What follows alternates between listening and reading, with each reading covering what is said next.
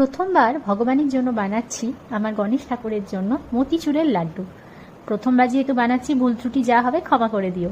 তো প্রথমেই বেসন আর food colour নিয়েছি, তারপরে সেটাকে ভালো করে গুলিয়ে নিয়েছি। তো এখানে ফুড কালারটা বেশি হয়ে গেছে, সেটা হয়তো ক্যামেরায় বোঝা যাচ্ছে না, পরের দিকে তোমরা হয়তো বুঝতে পারবে। এরপর আমি কড়াইতে ঘি নিয়ে নিয়েছি। ঘিয়ের মধ্যে ভালো করে, যেহেতু আমি ঠাকুরের বাসন আমার কাছে খুবই কম, তাই আমি ছাঁচা ইউজ করতে পারিনি, তো এইরকম করে জিনিসটাকে ভেজে নিয়েছি। আর এদিকে চিনির শিরা বানিয়ে নিচ্ছি। এই চিনির শিরার মধ্যে আমি একটুখানি এলাচ পাউডার ইউজ করেছি। এরপর আমি এইগুলোকে মিক্সির জারে ব্লেন্ড করে নেবো। দেখো একদম সুন্দর পারফেক্ট মতিচুরের মতো হয়ে গেছে। এরপর এটাকে চিনির রসে দেবো।